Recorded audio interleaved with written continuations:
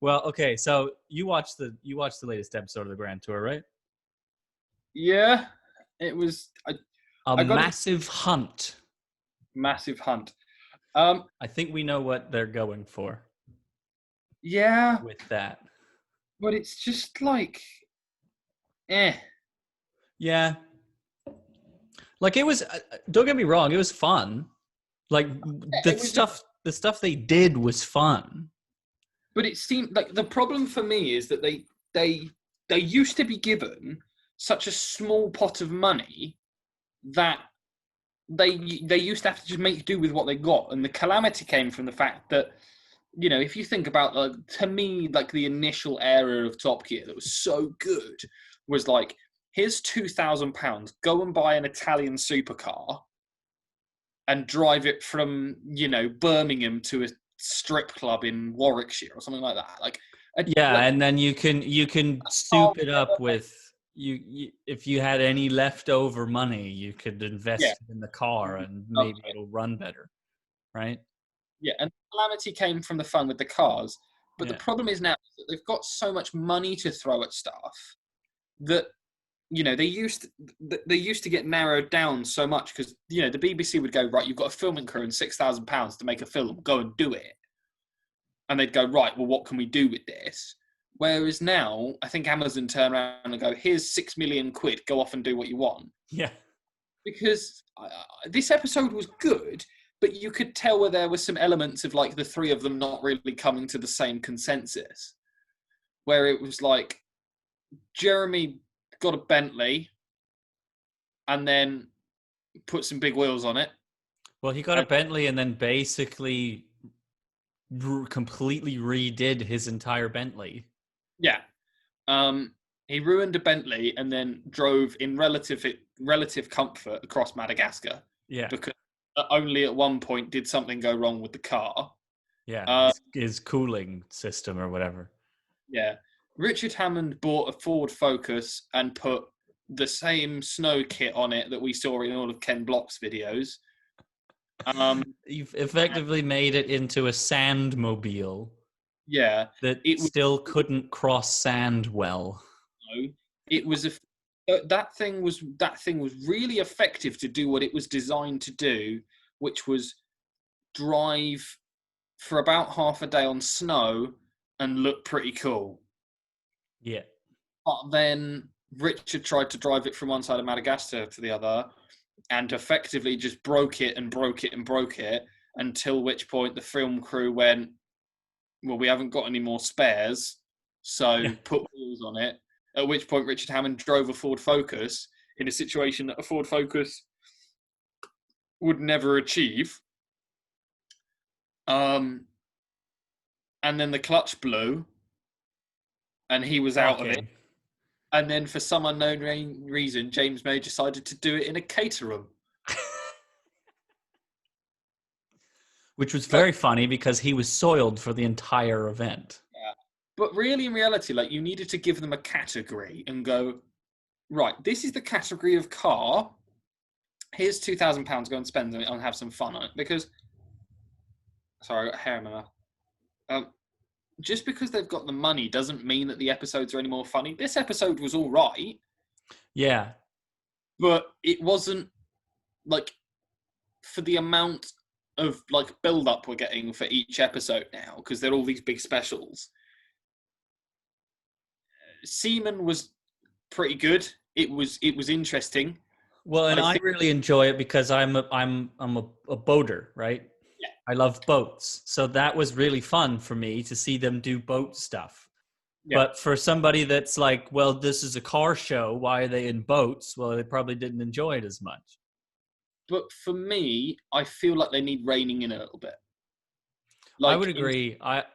Instead of spending millions of pounds per episode, maybe Amazon, like the producer on the show, should go, right, you can pick a country, you can pick the country you want to go to, but we're going to pick the amount of money you get.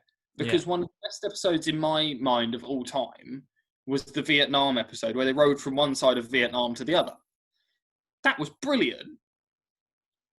But that wasn't with, I think Richard Hammond's boat cost him £13,000. But you go, okay, if you give three guys £15,000 to buy boats in Vietnam, they're probably going to come back with some ropey stuff that's going to be rather entertaining. Yeah. James either seems to buy something where the rest of the film crew haven't gone, well, James needs to be able to keep up with everyone.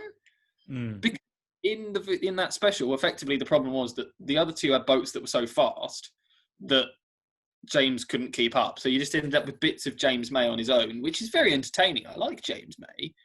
But him in a boat going... massively entertaining. And then Jeremy Clarkson decided to spend £160,000 on having a boat made to his exact specifications. Which... Right, remaking a PBR. Yeah.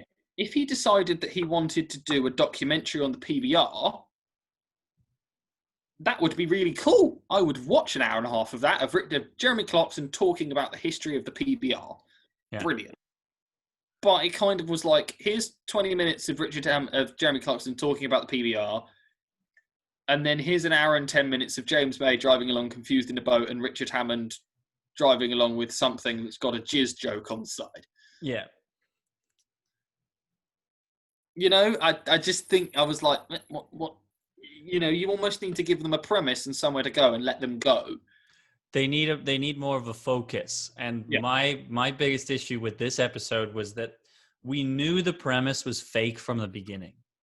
Yeah. Like, of course they weren't going to find any treasure because James May broke a code on a piece of paper that was clearly not from the 1750s. Yeah, because it was printed on a perfectly... Yeah.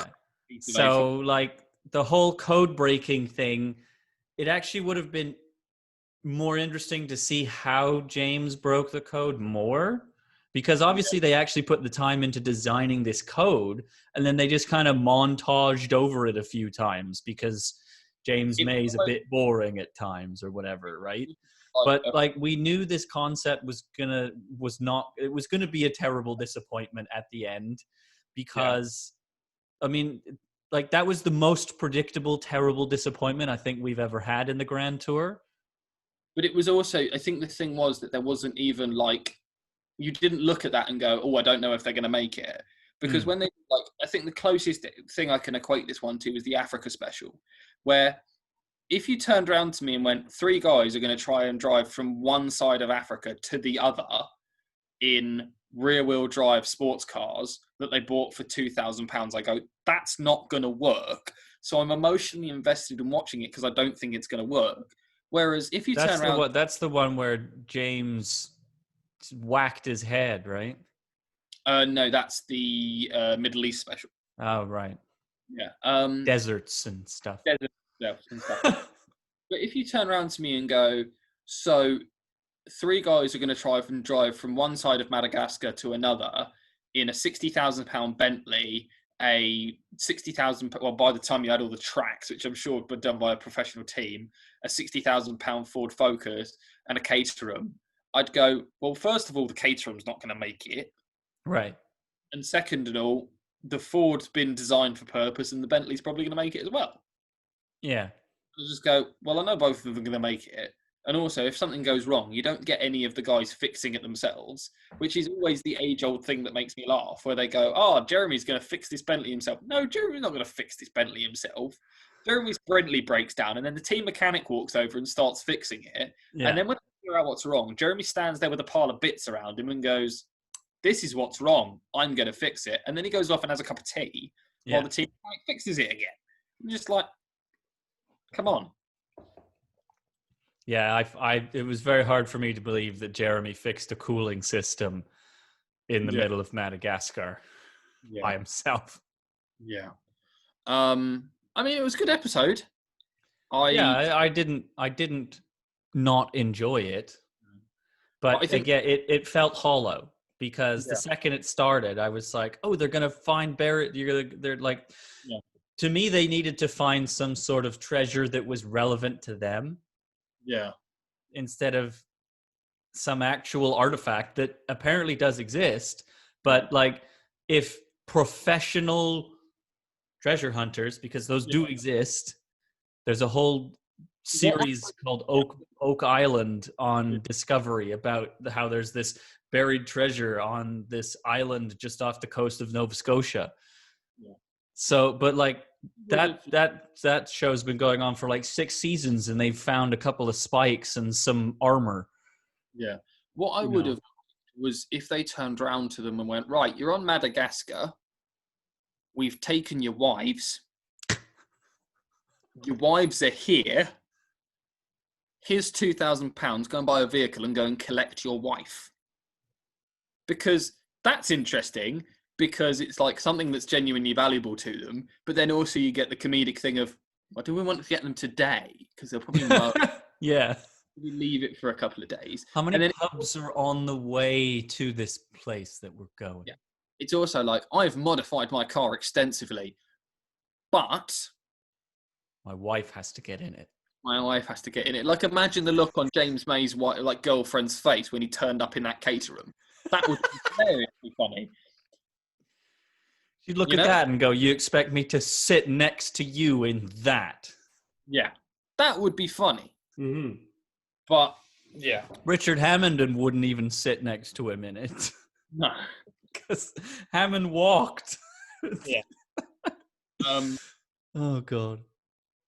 Can we talk about the thing that annoyed me this week? Well, yeah. Well, let's welcome everybody to Better Luck Next Week first, because we have started. Yes, of course.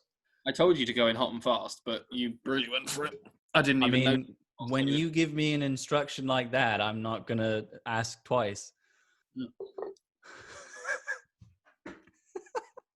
Good boy. Yes, welcome to Better Luck Next Week. We do have a lot of big news out of Formula One. Of course, the end of the season in Abu Dhabi, Max Verstappen winning that race.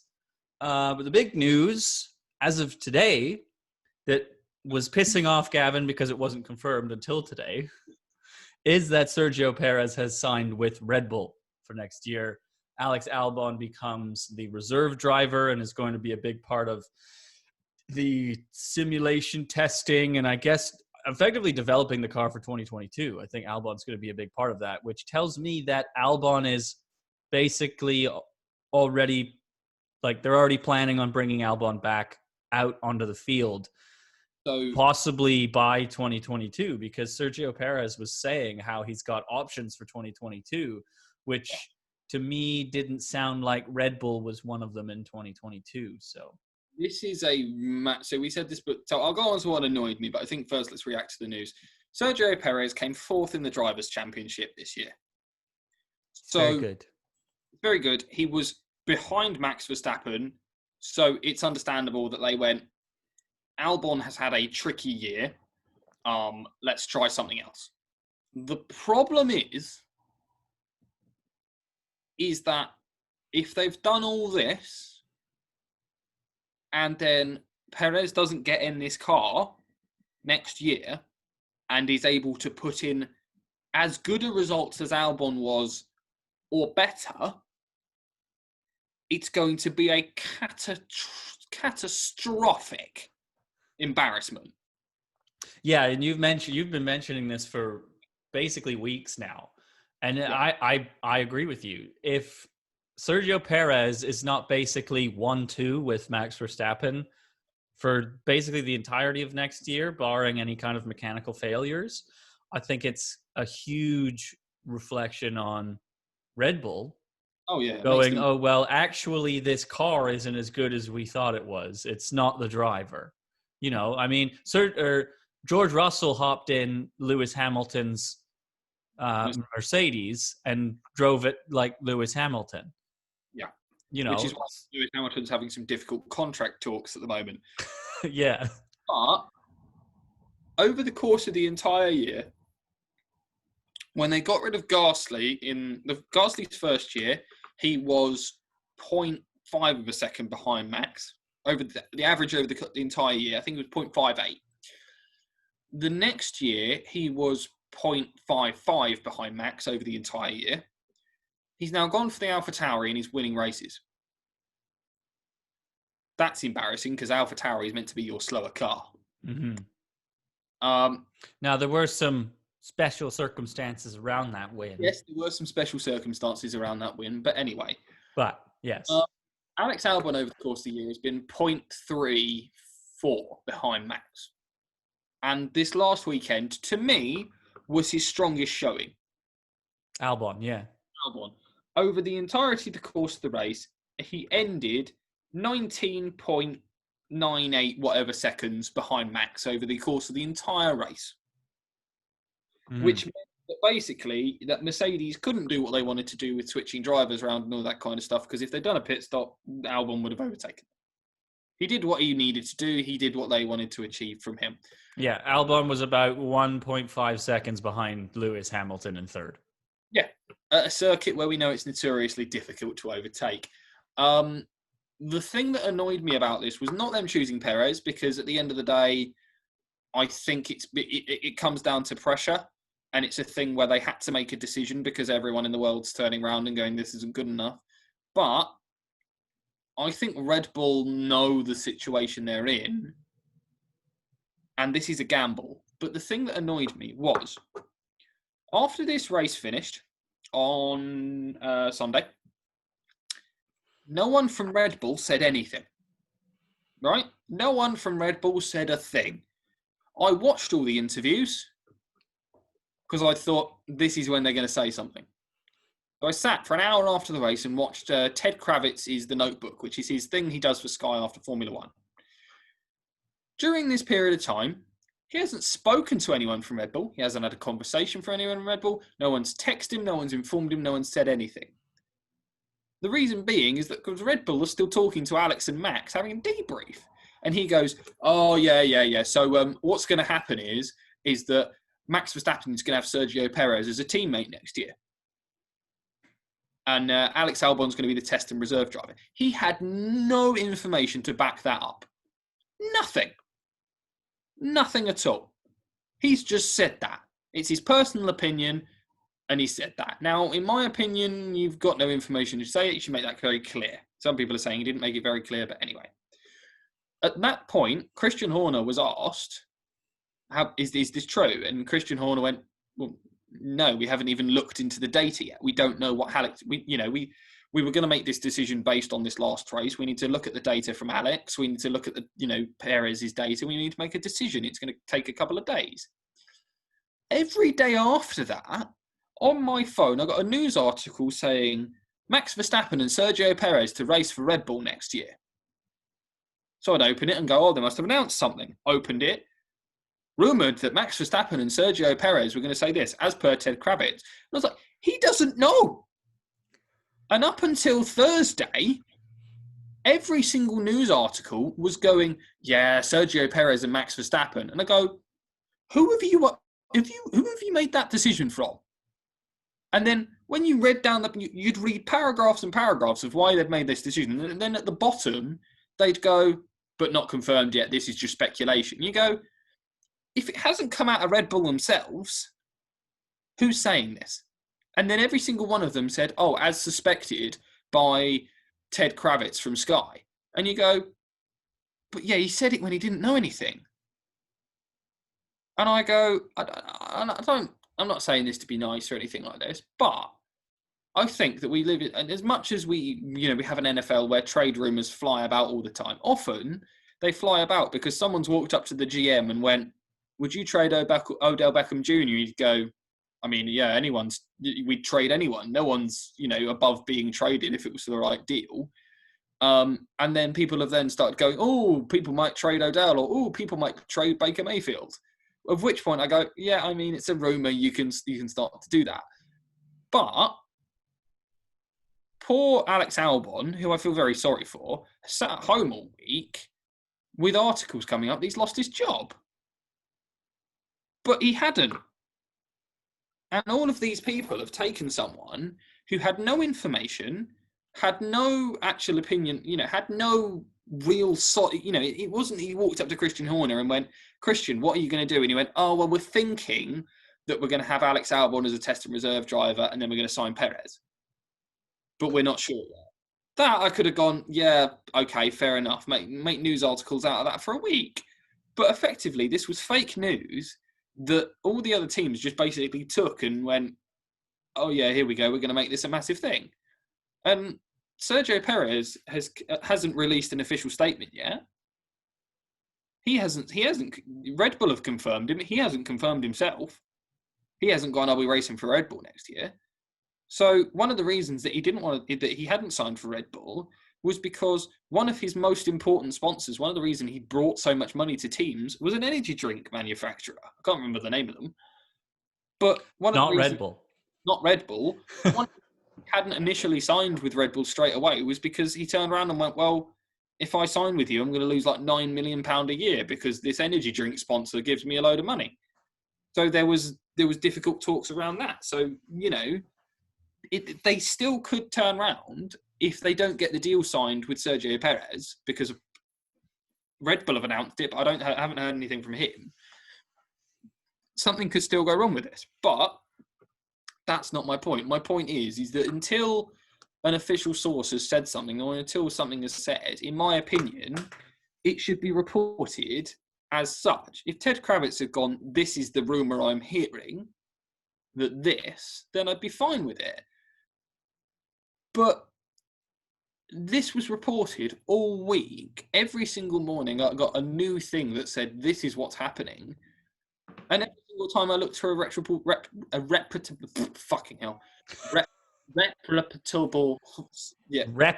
source, you couldn't find one. So what I will say is that there were articles that were coming out yesterday, and that's when you said as of yesterday. Yeah. Because articles started to come out yesterday that a German language sports website called Sport Week that is owned by Red Bull's media arm, reported that Sergio Perez was signed. So everybody started taking that, translating it into English, and saying that this was going to happen because I guess this German website leaked it, or may have leaked it yesterday. Or potentially Wednesday. But you are correct. The media, a lot of the time, and this is something that you go over a lot in broadcast school, is that, and something that one of my favorite hockey insiders, Elliot Friedman, has talked about as well. It's not always best to be first. Yeah. Because if you're first, you could be wrong. And it's better to be right than first. And that was one of the things that it was a lot. I feel most of these news articles haven't got this right. They've got lucky. Yeah. Because just as many of those articles that were turning around and saying, well, it's Max Verstappen and Sergio Perez, there were quite a few that said Max Verstappen and Alex Albon. Because the information was just as much. So I think a lot of places would have really, had some dirt on their face if they'd have turned around and been confirming it all week. Also, if you don't have the official information, or you're not, I think my point is if they went rumour, Max Verstappen and Sergio Perez, that'd be fine. But the way they if they had gone, Ted Kravitz speculated Sunday that blank.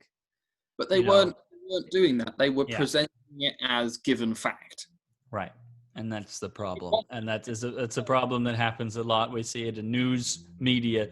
We see it in sports media all the time as well. And it's damaging to the people around the story, especially if it does end up becoming fake. I think you make a good point about how this has probably damaged Alex Albon the most, because yes, he did lose his job in the end. He's still going to be an integral part of Red Bull Racing, just not on the grid.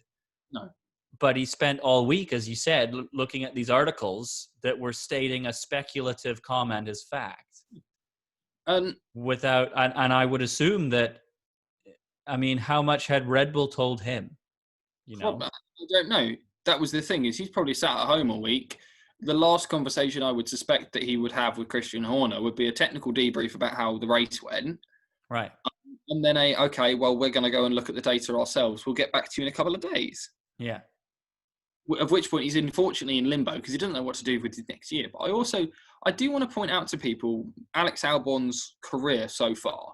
So he came third in the Formula 2 championship, third only to Lando Norris and George Russell.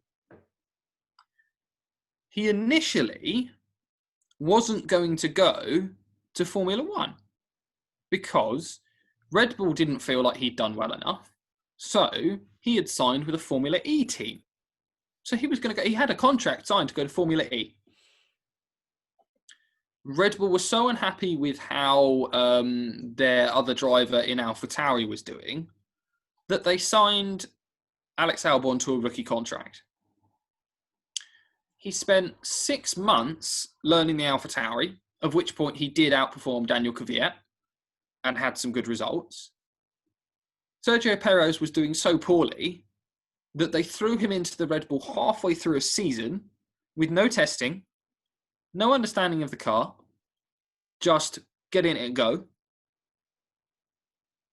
And then the next season that he's meant to go into the year, go, okay, cool, well, this is, I've had half a season so far. Let's go into the year. He has no winter testing because of COVID. He has no real testing because of COVID. And then he's thrown into a season where you don't know where you're racing when. In a car that evidently has been designed around Max Verstappen. And at the end of the year, the last couple of races, okay, he had one where he qualified 12th. That's unfortunate. But he was getting a lot better. It's, he's effectively been thrown from pillar to post, and then they go, why aren't you achieving? Well, and I will say as well, there are some names that have come through. I mean, I didn't know who Mazepin was until he showed up. Yeah.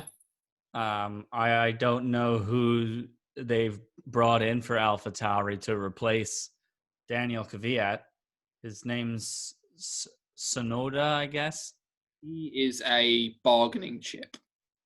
Right. So he's not in Formula 2, or he wasn't doing very well in Formula 2. In F2, and he did well enough to get his license to get into Formula 1, but it's not like he was in the top 5. I think he was in the top just. It's not a name that I had heard from Formula 2. Effectively, I think the reason behind this is that Red Bull don't want to buy their engines from anyone else because effectively they've annoyed everyone else on the grid. They don't want to buy an engine from Ferrari because that thing's a dead weight. I think we've gone over this. Yeah. But what they're trying to do at the moment is they're trying to secure a deal where there is a engine facility in Japan that is owned by Honda, which is where they were building, developing, and making the Formula One engines. If Red Bull were to shell out the money to make their own engines, that's, a couple of £1 billion, which Red Bull don't really have. But if they can buy the factory off of Honda on the cheap, then they can keep going. Mm-hmm. The issue is, to do that, Honda have to be on side. So I think what Red Bull have done is gone, well, Daniel Kvyat's crap. By the way, did you see that Daniel Kvyat, this was a brilliant final move from Daniel Kvyat. He took the announcement away from them. Yeah. Because I don't know if you want to explain for the listeners. I didn't see it officially. Do you want me to? I mean, I know about it, so you might as well go ahead. So effectively, he knew because they told him, because they must have turned around and gone, look, Daniel, you haven't got a drive for next year. Sorry. And then he went, well, who are you signing? And they told him.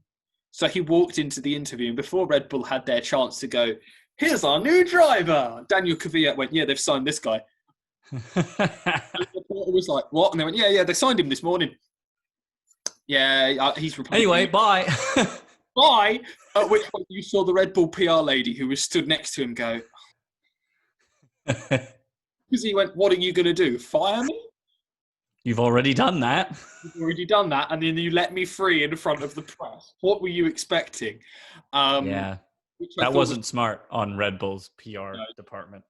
But yeah, this kid's job is to sit next to Pierre Gasly. Probably, I don't know what their plan is next to Pierre. And make Honda feel good so that Honda will sell the engine plant to Red Bull, basically. That's it. Yeah, we'll see. And I mean, maybe he surprises people. I mean, Possibly.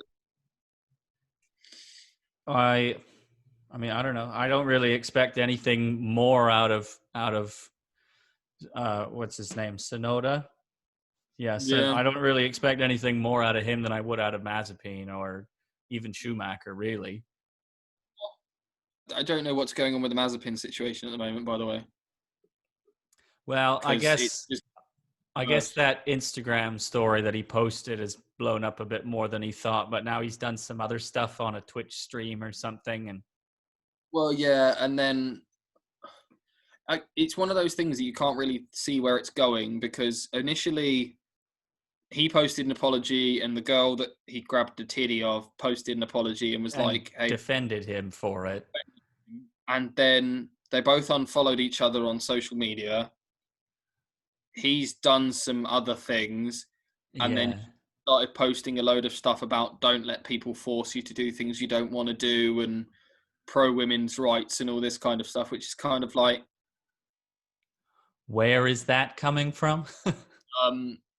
Formula One really aren't happy with it. The FIA really aren't happy with it. And Haas are just kind of sat there going, what the fuck have we got ourselves into? It sounds like a situation which we've already seen earlier this year, where they've gone, oh, this is an exciting young whoever, let's just bring him on, and not having done any kind of a background check whatsoever. We talked about this with the Mitchell Miller situation in the Arizona Coyotes, where they drafted that waste of space. And now it's just a bad look. Like, I don't know why Haas would want to keep him, really. It's one of those things, is that it would be a bad look, but then he would be able to redeem himself if he went into the season and he was against your existing driver, who was like a Grosjean or something like that, and started spanking that person, because then you can go, look, he's doing really well, and then everyone kind of... But you've got him up against Mick Schumacher, who's obviously a better driver than him. Yeah, you've got him up against Mick Schumacher, who has the Schumacher last name, which means the kid's basically grown up being good talking to the media. Yeah. Like, that was his first words, was, "Oh, race went well." So he's going to be better with the media. He's going to be better in the car, and he's more likable. So all Nikita Mazepin is going to do is try and overdrive the car, which he's already done in F2, do more silly stuff like this, and annoy other Formula One drivers. Yeah. It just sounds like a PR mess, and I don't know. I think Haas needs to consider. I think they need to consider pulling out of this contract. I don't know what the details would be in doing that. I think one of the things that some people were speculating, and Ted Kravitz, when you're talking about something that isn't 100% true, that you don't have reputable sources, you say beforehand that there was another deal on the table with Haas for Callum Ilott, who was the guy who did the test for Williams. Right, and that just sounds like a better idea overall. I mean, he's a better driver. He finished higher in the F2 this season, and he challenged Mick Schumacher all season in F2. So why would you not have two racers that are actually going to challenge each other for, because they haven't really said, oh, Mick Schumacher's going to be our number one, have they? I don't think they will, because the whole point is that both of these drivers have been brought in because they bring money. Mick Schumacher brings in money, one, because of all the people that used to sponsor his dad, and two, because of his last name, because having a Schumacher on your car means that sponsorship's just going to come that bit easier. Nikita Mazepin brings money to the team because his dad's a Russian chemical billionaire. So his dad can just put money into the team, which is what Haas need. I can completely understand it. But at a certain point, Nikita Mazepin is going to be such a problem that it's going to become difficult because people, I don't want to say people tolerate paid drivers, but we have Lance Stroll in sport who is quote unquote a paid driver. Right. His dad owns the team. People don't like him, but people tolerate him because mostly his teammate does really well and we're happy for his teammate. And he's genuine. And he's a decent driver. You know, I mean, he's won races. He got on pole. You know, he's not Fernando Alonso, but he's not bad. Not bad, and he doesn't hurt your feelings when he's there. You go, yeah, fair enough, fine. Yeah.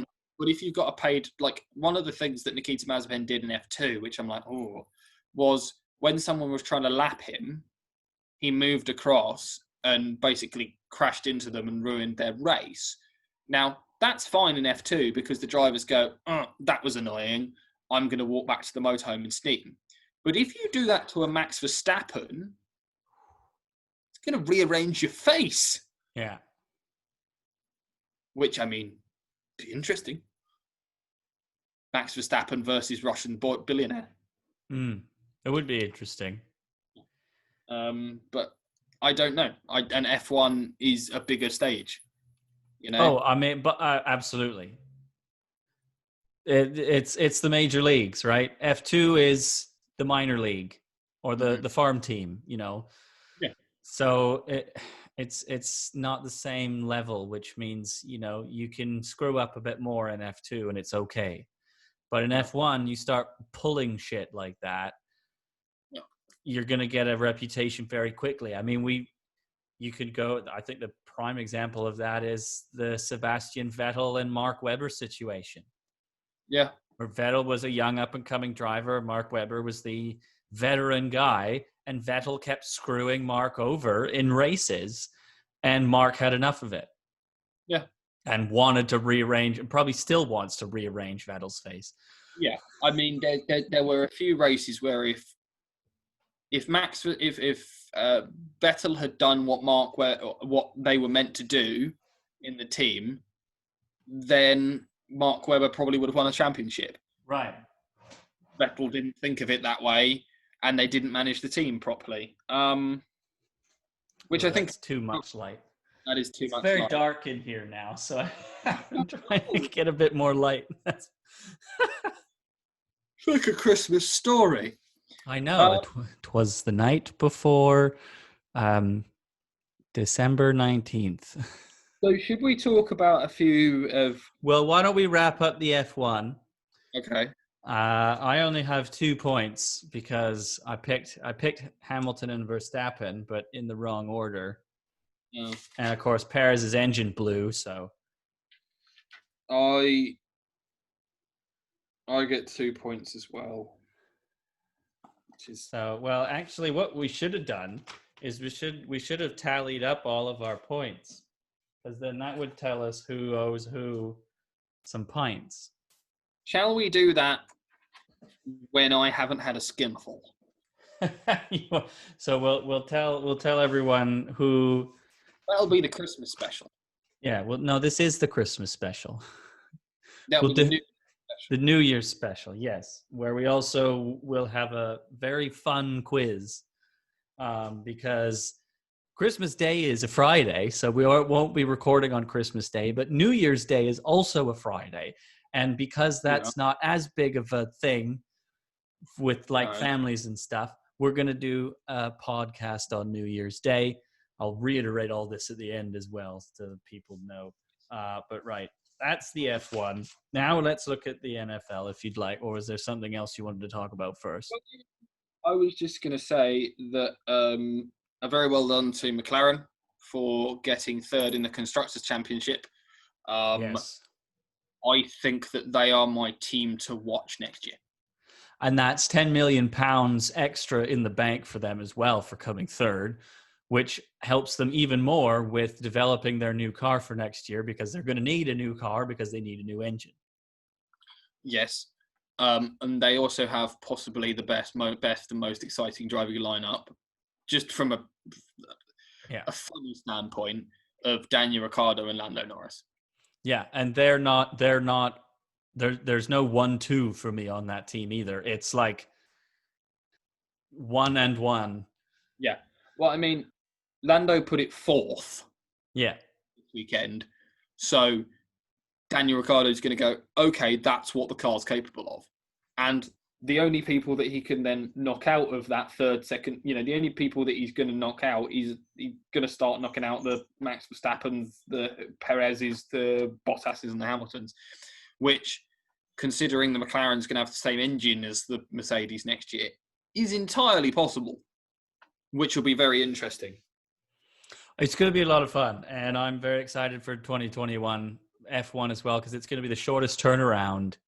I think the shortest off season in F1 for, at least it has been in a long time, because I believe the season's already supposed to start up. It's 90 days they have. Yeah.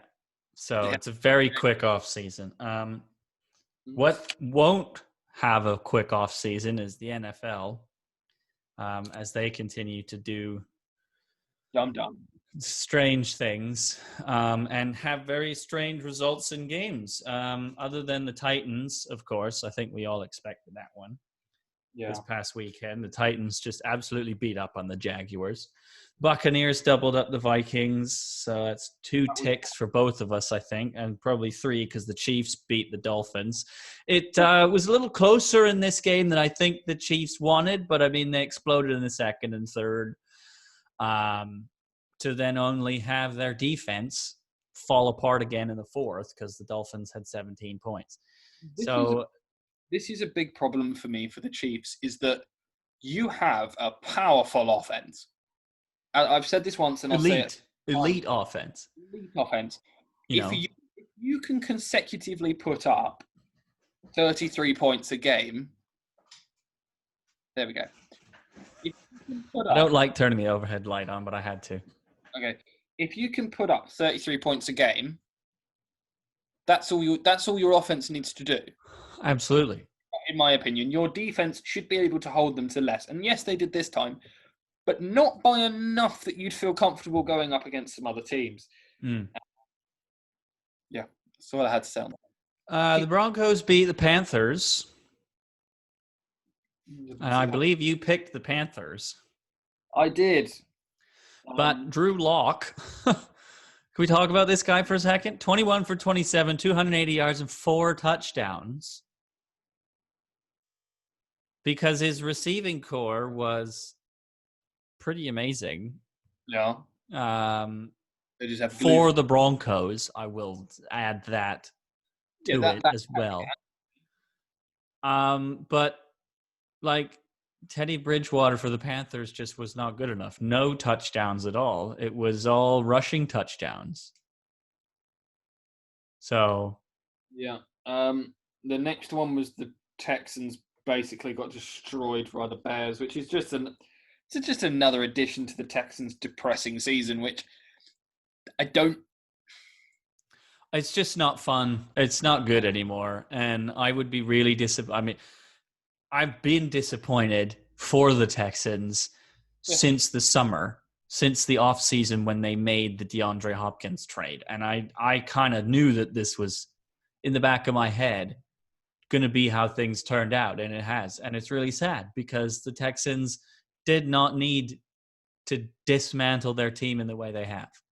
Well, they all that they had to do, in my opinion, was when you went into the draft 1 or 2 running backs. If that's where you think you're weak, draft 1 or 2. Yeah, and try and develop them a little bit.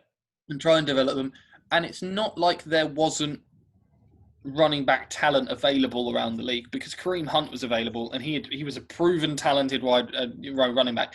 Okay, he had a bit of a bad past. But if you're looking for someone that's cheap, that you know is going to run the ball well, you've got to compromise somewhere, guys. The Cardinals destroyed the Giants. Yep. Cowboys destroyed the Bengals. Yeah, that was a weird one. Yeah? Well, I mean, I guess Andy Dalton decided that he was just going to beat up on his old team. And also the Bungles are really suffering without Joe Burrow. And Really, they're suffering without their number one drafted quarterback. I wonder why that is. I know. Well, and the worst thing about it is that, like, this guy is hurt to the point where he may have a hard time ever being the same form that he was. Yeah. But we've said this. The fault for this doesn't lie at the foot of anyone else. No, this is absolutely the Bungles. They bungled up their own pick. Totally. A point, in my opinion, if you've got the number one draft over quarterback and he's shown that he can play football well, by the time that you're 6 and like you're 0-6, you go, there is no benefit to putting you out here for the rest of the season. Yeah. The offensive, The Colts doubled up the Raiders, and Derek Carr seemed to suffer some sort of injury kind of late in the game. But for me as well, this is another game that the Raiders blew. I mean, they gave up 17 points in the fourth quarter to the Colts. Yeah. The Derek Carr injury is called being bad at football. That's the same injuries he's had ever since he started. He's bad at football. The Seahawks decided that they wanted to hurt the Jets. I mean, I think every team can do that at this point. I mean, we had a CFL kicker named Sergio Castillo who's been cut from the Jets. That's how bad they are. Like, they're not even accepting good kicking anymore. Because Sergio Castillo was one of the best kickers in the CFL over the last few seasons. And the Jets picked him up, and now they've cut him. And I'm like, well, you guys can't kick field goals. Why have you cut this man? I don't understand. So, they're not putting any effort in whatsoever anymore. This is another one where I think maybe the cornerback coaches need to have a conversation where it's the same with DeAndre, it's the same with DK Metcalf, it's the same with Odell's, it's the same with Jarvis Landry's, it's the same with all of these talented wide receivers, especially the cheetah. Don't give him a 15-yard cushion. Yeah. Because DK Metcalf had 6 catches, most of which were in the second half. And what happened was that DK Metcalf was given a 15-yard cushion, and you almost saw Russell Wilson look over and go, really? Okay. Because he would start running, and then you'd see a scared cornerback have 220 pounds of DK Metcalf sprinting at him and go, oh, I've got to turn around and start running with this man. So not only is he at full pace, I've got to turn and match his speed, probably catch up with, just jam him on the line. Delay him for 10 seconds. No, can't do it. I'd be really good in the NFL. I'd be like, what about if we just block him? What? At the line, right, you just put a linebacker in front of him and just drop him on his arse. Yeah, well, that's pass interference, though. Give one good block and just watch his sternum go through his arsehole. Well, the Packers kind of put the Detroit Lions sternum through its... Yeah. Well, not really, actually. When you look at it, they really only won by 1 touchdown. Yeah. But they still won, which is all the Packers need at the moment. I don't think they're... Yeah, they still won, but it's not convincing. And when you're having these unconvincing wins against not very good teams, does not bode well for the playoff run that's coming up. No. Speaking of any playoff run, there's a considerable lack of a playoff run in this game. Wow. Yeah. Who? No. Wow. What a bad game this was. That's why it was so good. Because both quarterbacks just kept giving the ball back. Yeah. Matt Ryan had 3 interceptions. That's how badly he didn't want to win this game. He threw 3 interceptions, 2 of them in the last 5 minutes of the game. Well done, Matt Ryan. It was absurd. And the same thing with the Chargers. 2 minutes left in the game, Justin Herbert throws his interception. And then they fumbled the ball like 3 times.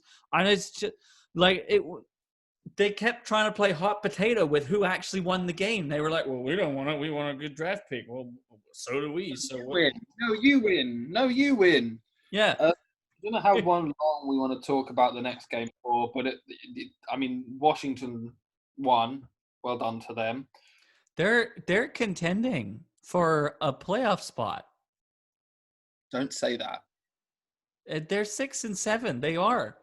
They're contending for a playoff spot with two quarterbacks that barely combined for over 100 yards in this How game. is a 6 and 7 team a playoff contender? Yeah. The Eagles. 108 yards between Alex Smith and Dwayne Haskins, by the way. I could manage more than that. The Eagles beat the Saints. Yeah, wow. 2 games I really want to talk about. Yikes for the Saints. You give up 17 points to the Eagles in the second quarter and haven't scored a thing. You go into the half down 17-0, and you still and you can't muster up enough in the second half to win the game. Wow, you're a 10-2 team doing that. Okay. So, this first game, the Steelers now. Yeah, this first game, the Bills beat the Steelers, giving the Steelers number 1 seed away. Let's go. I'm sorry. I'm very happy for the Bills. I thought this was a fantastic game. Well, this was an absolute and complete breakdown for the Steelers, though. What I said last week was that a team knows the recipe now, and either that recipe they know how to stop you on defense, or they need to know how to stop their offense. And 15 points from this Steelers team. The Bills absolutely suffocated them. They totally took away Ben Roethlisberger's ability to make plays because he had 2 interceptions and threw 187 yards. They totally snuffed out the running game. Yeah. And then every receiver was covered brilliantly. I mean, Juju Smith had 6 catches for 55 yards, and that was their best receiver. They listened. 6 catches for 55 yards. That's less than 10 yards a catch. We were directly responsible for this game because someone listened to the podcast and went, those two know what they're talking about. I should listen to them. Speaking of incredible games. Yeah, I got this one wrong. I got this one wrong, but I'm happy about it. Are you? Look, I've said this a million times. I'll say it 1,000 more times. I get a fucking shirt with it on. If your offense scores 42 points, the game wasn't lost by the offense. It was lost by the defense. Well, and really, the offense almost won the game for them because Cleveland had 22 points in the fourth. Yeah. At which point, all the defense needed to do was just hold off 1 touchdown, and this would have been their game. Literally 1 touchdown. That's all they needed. I do want to point out as well is that, so the Browns are now 9-4. Their next 2 games against the Giants and the Jets, those are easy wins. The last 2 games, the Browns have scored 40-plus points. They're killing it. And it's not been... the running back play is good, but it has been through the fact that somehow, evidently, the head coach of that team has found an offensive scheme that Baker Mayfield likes. Because in this game, and they lost the game, and I'll concede that, but he went 28 for 47, which isn't great, but 343 yards and 2 touchdowns to 1 interception. Also, over the entire league, he is, I think he was 15th or 10th in interceptions. Which, when you look through the rest of the list, Patrick Mahomes has got 7 more interceptions than he has. So evidently, anyone that wants to turn around at the end of the year to go, Baker Mayfield doesn't know how to protect the ball anymore. Well, if Baker Mayfield doesn't know how to do it, evidently Patrick Mahomes doesn't. Neither does Tom Brady, because both of them have got more interceptions than him this year. I'll just end off this game on the fact that Lamar Jackson is responsible for 187 offensive yards. More than that. Sorry, 287. Yeah. Math is hard. Yeah. And he took a shit mid-game. Yeah, he did. Wasn't he late coming back or something? Well, he ran off the field because he had cramp. Now, I've had cramp before, and I've not gone, let me just jog this off. Ran to the field, was off the field for about 20 minutes, at which point they put in T. McSorley, who went 1 for 4 for 13. Came back 15 minutes later, which is probably a good dump and some time on TikTok, and then came back and won the game.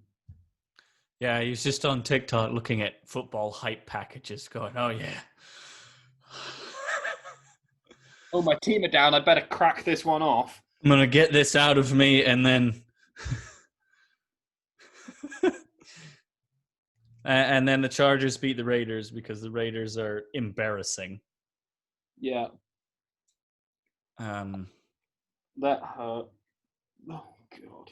I just, I mean, Derek Carr was 3 for 5, so obviously there's something wrong with him. And then you had the return of Marcus Mariota. Oh, yeah, because he's a good quarterback. He's what a good quarterback. I mean, it was a complete game for the Chargers, so, good for them, I guess. But the Raiders are supposed to be playoff contenders, but good luck with that, I guess. Right. We'll look at next week in just a moment. Oh, have you got something to say? Well, I have 11 out of 12, 13, 14, 15, 16, 17. There was a lot of games this past week.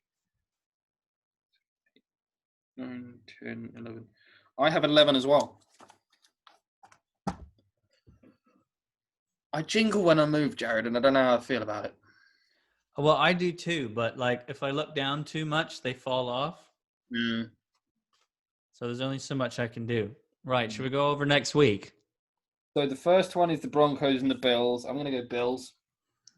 Yeah, Bills is a pretty big one. And I guess by next week, I mean 2 days from now. Packers and Panthers. Packers. Yeah, it's a that's not really a difficult one to call. No. I'm to be honest, the Colts and the Texans now. I'm going Colts. I think the Texans have thrown in the towel. Yeah, there's not any point in trying. I mean, you just got embarrassed last week by the Bears. Yeah, it's going to be one of those ones where I think towards the tail end of this year, morale is going to become the question. Yeah. It's time to tank because you need better players. If I'm someone like JJ Watt or Deshaun Watson or something like that, I'm going out there and going, pride's great, but an ACL's better. Because, every time they step on the field, it's a possibility. And I hate to say that, but if, people like JJ are at a point now where they're like, well, if I'm not doing this for a championship, why am I doing it? Yeah. Especially because his brother's on one of the best teams in theory, because they haven't looked like it in the last 2 weeks. But Titans or Lions? I'm going to have to go Titans. Titans, yep. Because the Lions have shown that they can't stop a run, and what can the Titans do well? Bears and Vikings. I've gone Bears. I'm going to go Vikings because I think Kirk Cousins needs to justify his contract, and it's getting close to the end of the year. He really does. Now, this next game might actually be more interesting than we initially thought. Washington and Seattle. I think I'm going to go Washington. You're just wrong. I don't really have the time to explain to you why. No, I know, but Washington defeated the Steelers, man. I don't know what's going on there. Because they're not a championship team at all, and yet they're doing things. If you'd have read me out the names of the 11 teams before Washington that were going to be the team that were going to beat the Steelers, I would have basically gone through, I think, about 5 of them and gone, these teams possibly could do it. Right. But not if you turn around and went, yeah, Washington are going to do it. I'd go, really? Are you feeling all right? No, I don't think Washington's feeling all right. The Patriots and the Dolphins. The Dolphins. I'd love to argue with you, but I don't. This is going to be a difficult end of season meeting for Bill Belichick because he sat down with Kraft and gone, yeah, we don't need Tom. We don't need him. And then this has happened. And then at the end of the year, I think I'd turn around and go, we didn't need Tom, did we? Didn't need him, huh? And Edelman's hurt again. Oh, good. Yeah. Yeah. Who else have we got? Amendola? No, you got rid of him.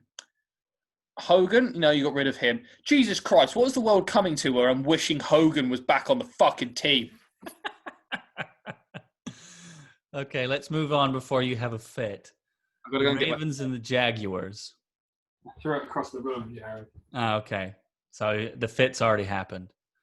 I'm going with the Ravens over the Jags. I think that's a pretty obvious one. I mean, I was just throwing a better deep pass than Cam Newton has all season. It reached my kitchen, which is better than he's done. Mm-hmm. So you say. The Ravens and the Jags. Do you want me to really say? The Ravens. No. The Bucks and the Falcons. I think that's another pretty obvious one. Bucks. Yeah. You did just basically ask this when you said the Ravens or the Jaguars. You went, what happens if I drop a pen? It's going to hit the floor, Jared. It's an obvious answer. Now, the 49ers and the Cowboys. Cowboys just won a game, which I didn't think they were going to do again this season. And the 49ers are on a bit of a losing streak. It's what happens when Jimmy G gets broken. But the 49ers are a better all-around team, so I've gone with them because I just don't... I'm going to go Eagles for the next one, by the way. Really? Yes. You're taking the Eagles over the Cardinals. I know they're a better bird, they're a stronger bird in the world, in real life. If a Cardinal fought an eagle, I think the eagle would win. In about 3 seconds. Yeah, so that's where my logic comes from on that game. Oh, okay. Not the fact that the Arizona Cardinals have one of the top 5 receivers in the league and one of the top young quarterbacks in the league either. But I thought, the point of the podcast, Jared, is we occasionally get it wrong, mate. If it was that we got it right every single week and we made perfect predictions, it would be called the We Got It Right Every Week podcast, not the Better Luck Next Week podcast. I mean, yeah, but I just feel like you should make better decisions about the ones you were going to get wrong. Okay. The Rams are going to win the next game. Yeah, I don't think we even need to say why. And then the Chiefs. Yeah, the Chiefs, I think, are going to beat up on the Saints a little bit. And then the Browns, because... They're playing the Giants. And then the